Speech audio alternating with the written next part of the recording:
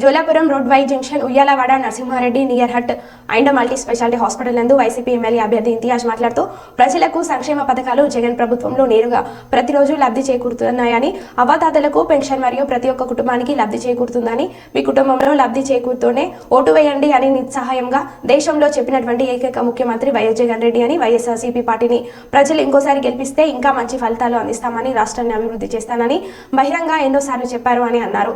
కర్నూలు ప్రజలకు తాగునీటి విషయంలో అయితే నేమి ఇండస్ట్రీస్ విషయంలో తాను ముందుపడి ప్రజలకు మమేకమై ఉంటానని ఇంతియాజ్ ఈ సభ ముఖంగా తెలియజేశారు. ఆయన దగ్గర మీటింగ్ లో చెప్తే ఆయన ఎంతమందికా ఇంతమందికా కొంతమందికా అని కాదు, ఎంతమంది అర్హులైతే వాళ్ళందరికీ రావాలి అంటాడు. ఆ విధమైన మనకు ఒక ఆలోచన, పేదలందరికీ మంచి చేయాలనే ఉద్దేశంతో ఆయన మరి మనకు ఈ 5 సంవత్సరాలు ఒక సూపర్ పాలన అందించారు. అంటే మంచి పాలన అంటే ఎలా ఉందంటే, మహాత్మా గాంధీ మనకు బాపూజీ ఏదైతే కలలు కన్నాడో గ్రామ స్వరాజ్యం అని, అంటే మనకు మన ఇంటి దగ్గరే మన గ్రామంలో మన ఇంటి దగ్గరే మనకు డెమోక్రసీ ప్రజాస్వామ్యం ఉండాలనేది ఈ రోజు ఏ దేశంలో ఎక్కడ లేని విధంగా మన ఆంధ్ర రాష్ట్రంలోనే అమలవుతా ఉంది. మనకి ఏ సర్టిఫికేట్ కావాలన్నా, క్యాన్సర్ సర్టిఫికేట్ కావాలంటే ఇంతకు ముందు ప్రభుత్వ ఆఫీసుల చుట్టూ తిరగాల్సి వచ్చేది. ఇప్పుడు అటువంటి పని లేదు.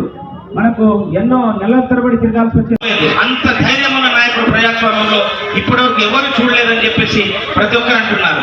ఆయన సభలకు సిద్ధం సభలకు కానీ, మేమంతా సిద్ధం సభలకు కానీ వేలాది మంది లక్షలాది మంది వస్తూ ఉన్నారు.